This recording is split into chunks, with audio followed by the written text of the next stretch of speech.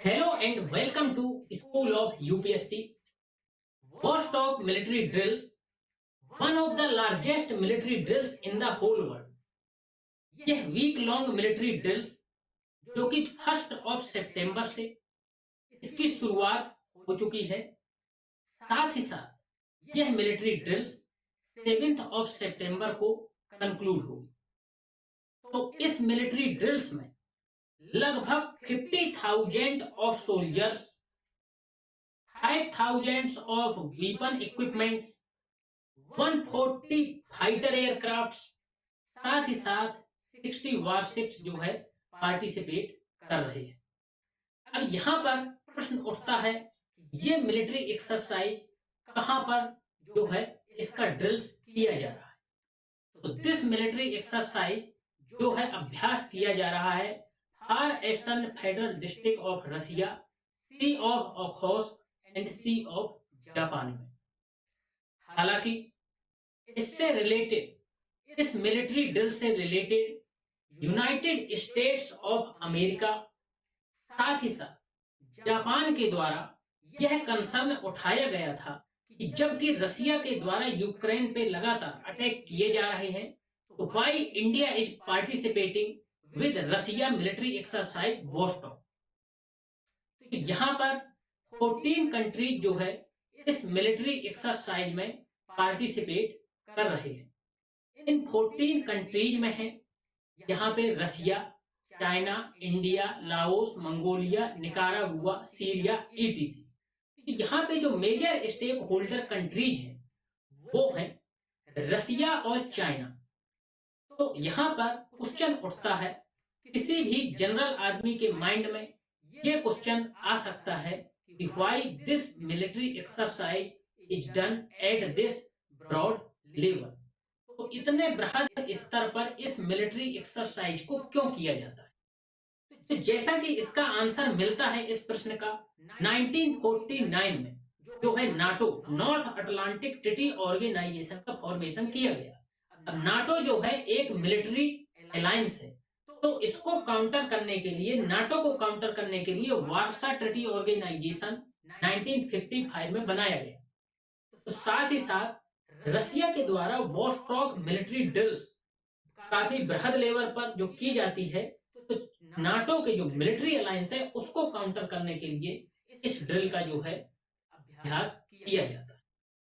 अब यहाँ जो है यूएसए के द्वारा इंडिया के लिए जो मेजर कंसर्न सामने आया है वो ये आया है कि why India is participating in this military exercise, जबकि रसिया के द्वारा from the 24th of February से प्रेजेंट तक जो है लगातार रसिया के द्वारा यहाँ पर जो है अटैक, यूक्रेन में अटैक किए जा रहे हैं। तो देखिए यहाँ पर ये इंटरनेशनल डिप्लोमेसी होती है। कोई भी कंट्री हो, चाहे डेवलप्ड हो या डेवलपिंग हो, चाहे यूएसए हो, ब्रिटेन हो या फिर अदर मेजर कंट्री हो, सबका अपना पॉलिटिकल और इकोनॉमिक इंटरेस्ट होता है। तो यहाँ पर काउंटर में ये भी क्वेश्चन किया जा सकता है यूएसए से, जब वो इंडिया के लिए इतने कंसर्न है, तो why they are investing lot of money in the China market.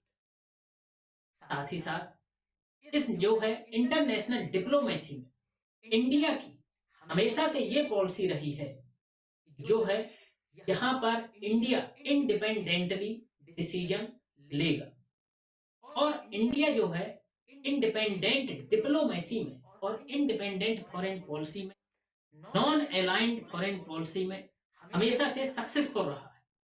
और प्रश्न उठता है रसिया के साथ पार्टिसिपेशन का, तो रसिया हमेशा से ही इंडिया का सपोर्टर रहा है, चाहे वो इंटरनेशनल ग्लोबल प्लेटफॉर्म हो या फिर सिक्योरिटी से संबंधित असिस्टेंट हो, या सिक्योरिटी से संबंधित टेक्नोलॉजी ट्रांसफर हो, या फिर स्पेस रिलेटेड मैटर्स हो।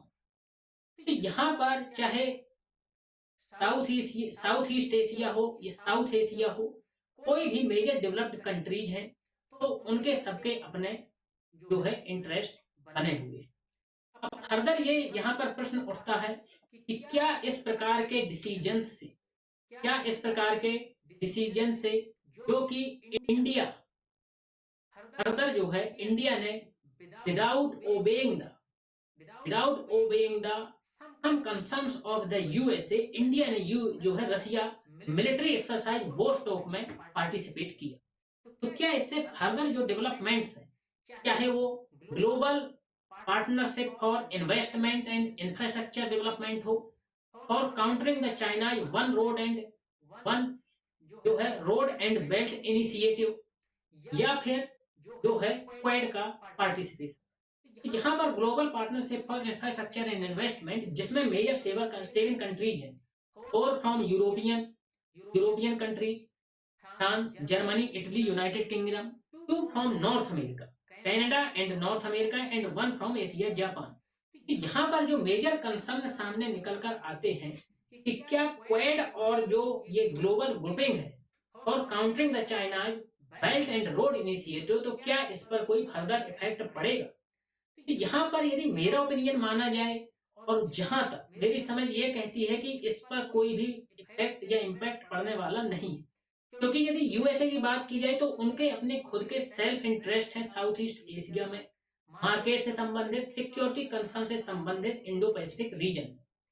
तो यहाँ पर जो है जो साउथ एशिया है, यह लगभग 60% of the total population dominate करता है, साथ ही साथ 63% of the total GDP contribute करता है।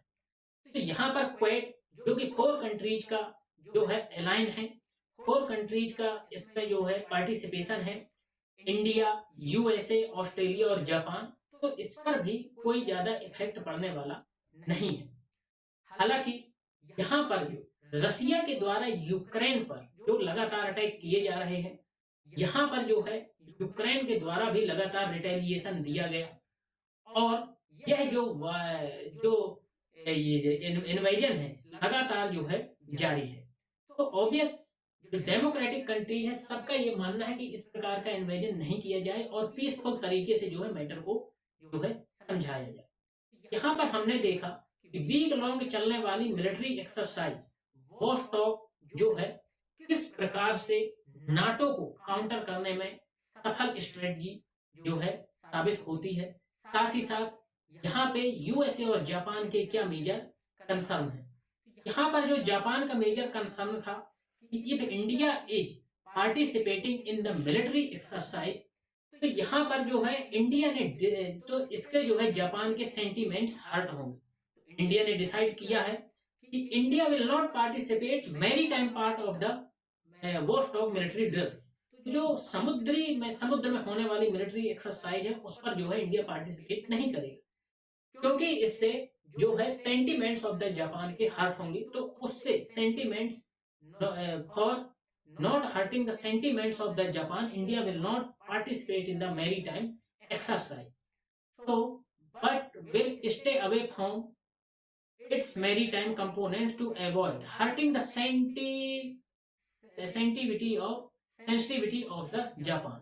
तो इस प्रकार से इंडिया जो है यहाँ जापान को काफी रिस्पेक्ट फॉर रिलेशंस रखते हुए यहाँ पर जापान के जो मेजर सेंटीमेंट्स हैं उनको जो है हर्ट नहीं करेगा।